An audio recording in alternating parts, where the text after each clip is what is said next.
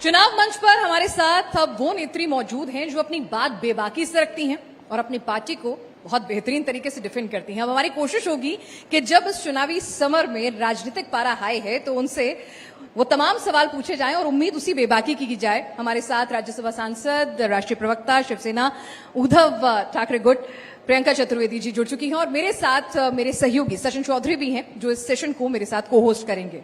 प्रियंका जी, आपसे उसी बेबाकी की उम्मीद है जिससे आप कई बार लोग आपको वायरल करते हैं, ट्रोल करते हैं। मैं यही कहूंगी, फिकर नॉट, आज भी बहुत सारी चीजें वायरल होंगी और ट्रोल भी होंगी, मुझे पूरी उम्मीद है। नहीं, भारतीय जनता पार्टी के ट्रोल्स पे पूरा भरोसा है। पूरा भरोसा है। You are their favourite? हाँ, प्रॉबेबली। चलिए ये बताइए कि अब तो बस सीटों का बंटवारा भी हो रहा है, ऐलान भी हो रहा है, इस बीच में क्या सीएम फेस उसको लेकर अभी भी स्थिति जो है वो सवालों में है?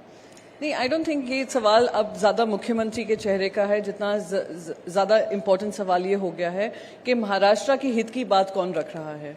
महाराष्ट्र में जो अपरंपार भ्रष्टाचार हो रहा है पिछले 2.5 साल से, उसके बात कौन कर रहा है, युवाओं की बेरोजगारी की बात कौन कर रहा है, महिलाओं पे अत्याचार की बात कौन कर रहा है, महंगाई की बात कौन कर रहा है, और जो महाराष्ट्र को एक नियोजित तरीके से लूटा गया है उसकी बात कौन कर रहा है। इंडस्ट्रीज बाहर चली जाती हैं, युवा बेरोजगार हो जाते हैं, और हम बात कर रहे हैं मुख्यमंत्री का चेहरा कौन है।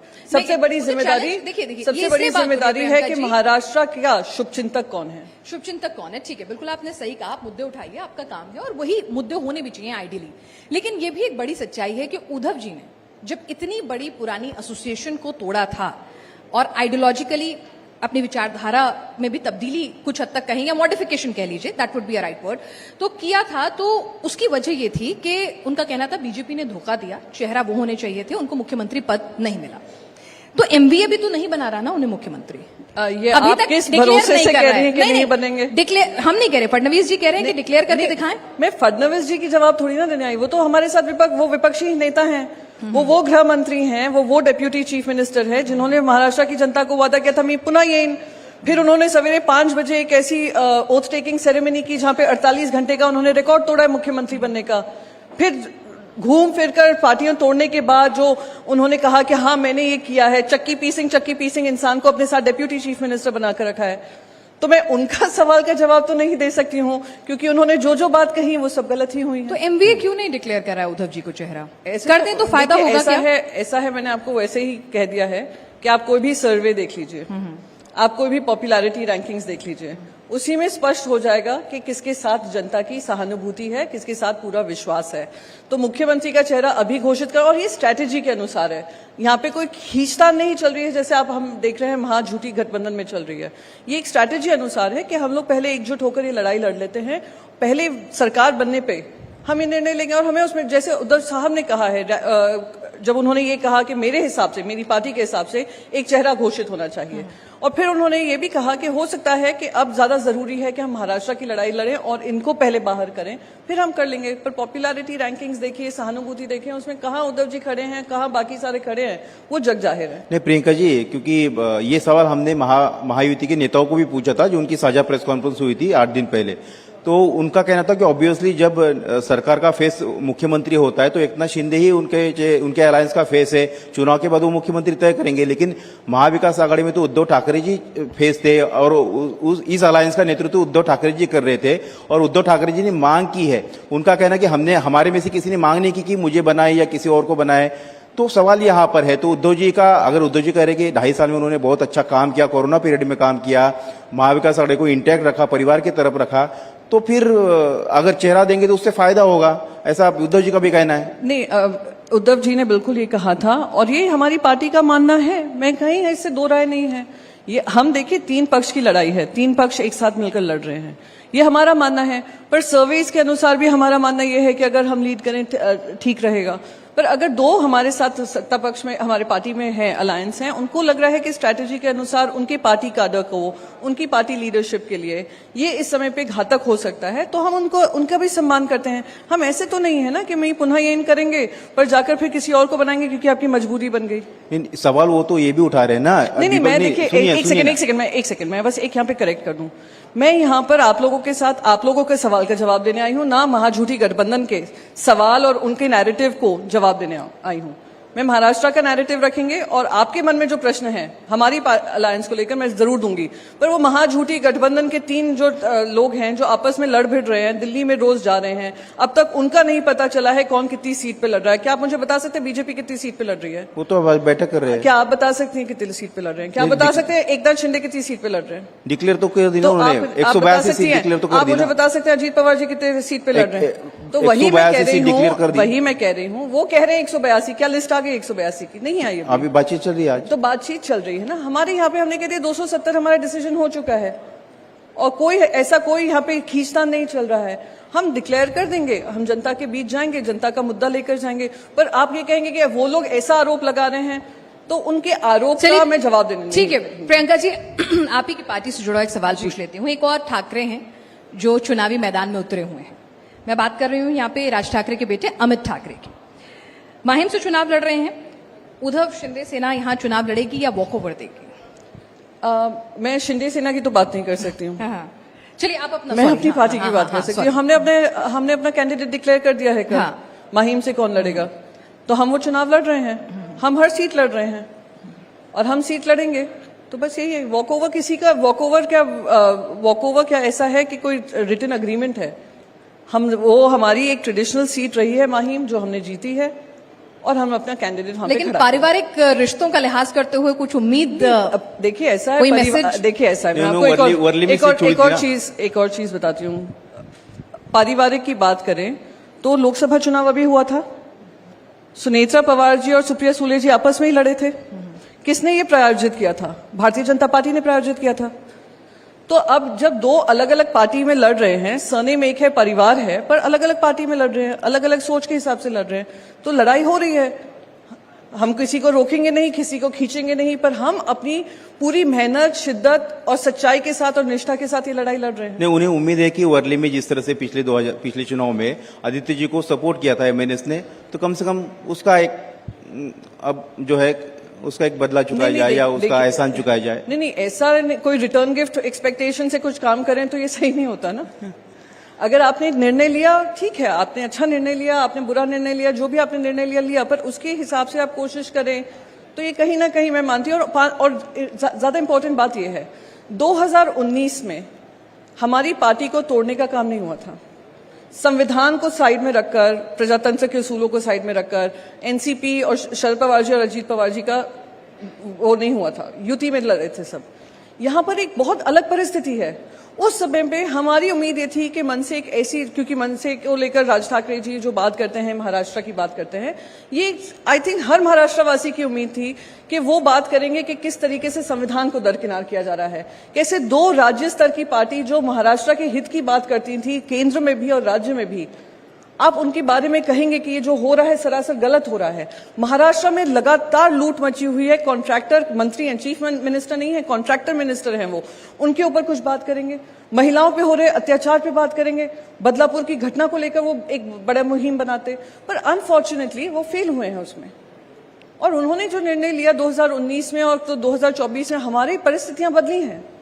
अच्छा, आप ये आरोप लगाते हैं, लेकिन वो आपकी जो 2.5 साल की सरकार थी, उसके बदले में इनकी 2.5 साल की सरकार ने जो काम किए, और उद्धव जी जो है वो घर में बैठकर सरकार चलाते थे, फेसबुक पर सरकार चलाते थे, ये आरोप हो रहे।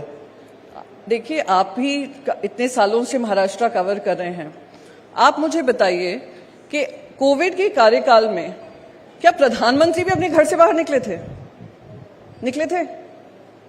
कोविड में तो सबको, वो तो लॉकडाउन था ना। तो लॉकडाउन के समय पे एक मुख्यमंत्री की जिम्मेदारी क्या बनती है? मुख्यमंत्री की जिम्मेदारी ये बनती है कि जो खुद अपना लोगों से संपर्क कर रहे हैं, जो खुद एक्सपेक्ट कर रहे हैं लोग करेंगे, वो खुद उसका पालन करेंगे। और रही बात दूसरी, एक सिंपल चीज है, चलिए घर पे बैठकर जो आरोप लग रहे हैं, घर पे बैठकर काम किया, ऐसा काम किया कि हर सर्वे में टॉप 5 में आते थे हमारे मुख्यमंत्री बनकर। एक उनके ऊपर भ्रष्टाचार का आरोप नहीं है, और ये पूरी देश में घूम रहे हैं, खास करके दिल्ली दरबार में बैठे हुए हैं। इन पे भ्रष्टाचार से लेकर लूट और बेईमानी इनकी सत्यता बन गई है। तो काम किसका अच्छा? जहां पे लोग ने पॉपुलैरिटी देखी, काम देखा, नाम देखा। तो मैं तो बस यही कहूंगी कि ये आरोप तो ये लोग लगाते रहेंगे, आरोप लगाना उनका काम है, हमारा काम करना ही हमारा काम है और हमारा धर्म है। प्रियंका जी, आपके कुछ बयान जो हैं वो आप ही के सहयोगियों को बहुत ज्यादा पसंद नहीं आते हैं। कौन सा आपने कहा बयान था है? कि बहुत सारे हैं, लिस्ट लंबी है। अरे आई एम वेरी श्योर, हर तरफ से लंबी होगी। तो आपने कहा कि सीधी लड़ाई में जो है ना कांग्रेस कमजोर पड़ जाती है। फिर जयराम रमेश जी ने उस पर रिएक्ट भी किया। तो आप अपने बयान पर अभी भी कायम हैं? नहीं, अगर आप मैं देखिए, मैं कभी आंकड़े के अलावा नहीं बोलती हूँ। अगर आप कोई भी स्टेटिस्टिक्स पिकअप करेंगे, मध्य प्रदेश रहा, छत्तीसगढ़ रहा, राजस्थान रहा और यहाँ पर अभी हरियाणा रहा, तो वहां पर मैंने बस ये कहा कि उनको सेल्फ एनालिसिस करना होगा। ऑफ कोर्स इंपॉर्टेंट है, मैं कुछ जम तक नहीं करना चाह रही थी, उस समय नतीजे आ ही रहे थे, तो मैंने कहा कहीं ना कहीं उनको आत्मचिंतन करना पड़ेगा कि अगर एक डायरेक्ट फाइट होती है तो क्या ऐसी कमी है जहां पे कुछ कमजोरी की वजह से आप लोग वो पड़ाव नहीं पार कर पाते हैं। लेकिन जयराम रमेश जी आपको याद दिला रहे थे कि महाराष्ट्र में उनका स्ट्राइक रेट आपसे बेहतर रहा था। नहीं, ठीक है, याद दिलाएं, मुझे कोई उससे दिक्कत नहीं है, सत्यता है, स्ट्राइक रेट रहा है। पर स्ट्राइक रेट आप अगर रीड कर रहे हैं तो स्ट्राइक रेट क्यों रहा है? महाविकास अघाड़ी के लिए रहा है। तो वो मैं इसमें देखिए, मैं किंतु परंतु नहीं करूंगी, ना मैं किसी को एक्सप्लेनेशन देने वाली हूं। अगर सत्यता और फैक्ट के अनुसार मैंने कुछ कहा है, उससे अगर कोई दिक्कत है तो I don't know what to say, but I am very certain उन्होंने आत्मचिंतन किया है। हमारी बहुत अच्छी यहाँ पे बातें चल रही हैं और बातों के अनुसार हमारे नतीजे भी निकलेंगे, क्योंकि यहाँ पे शरद पवार जी और उद्धव साहब जी के नेतृत्व में काम 15 सीटों पर अभी भी बात अटकी है ना, 15 सीटों पर, और उसमें उद्धव की और मुंबई की कुछ सीटें हैं। आपको लगता है कि कांग्रेस को कॉम्प्रोमाइज कर लेना चाहिए, सत्यता जान लेनी चाहिए क्या है जमीनी? नहीं, देखिए वो अब क्योंकि वो तो बोल रहे कि अभी उनका जो वोट बैंक किसका था उनके पास आ गया है।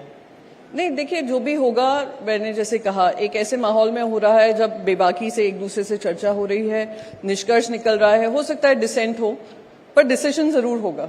पर यहाँ पर मैं बार बार कह रही हूँ कि हम जो सिटिंग गवर्नमेंट है, आप उसमें देखिए ना क्या चल रहा है।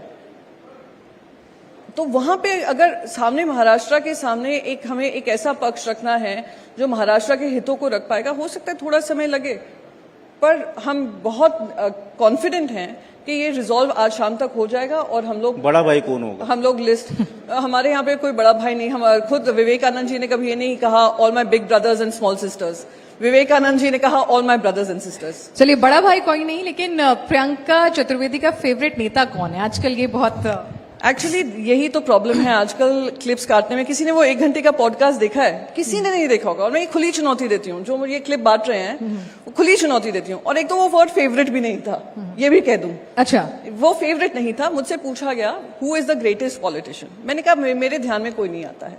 तो मैंने कहा कोई तो पार्लियामेंट कलीग होगा जिनको आपको लगता होगा कि उनकी राजनीति है। तो मैंने, अगर मुझे पार्लियामेंट में ही देखना है तो प्रधानमंत्री के नीचे क्यों देखूं?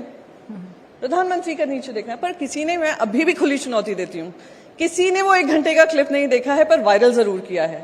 और मैं इसमें कोई एक्सप्लेनेशन नहीं देना चाहती हूँ। जब वो 1 घंटे का पॉडकास्ट देखेंगे उसमें ही सारी सवाल सबके जवाब आपको मिल जाएंगे। प्रियंका जी, अबू आजमी आए थे यहाँ पर, उन्होंने एक बात भी कही कि पहली बार ऐसा हुआ है कि लोकसभा चुनाव में कि जो शिवसेना को कभी वोट नहीं देता था, मुस्लिम वोटर, वो शिवसेना के साथ जुड़ा हुआ है, उस कम्युनिटी में पसंद किए जा रहे हैं। कैसे बदला हुआ है?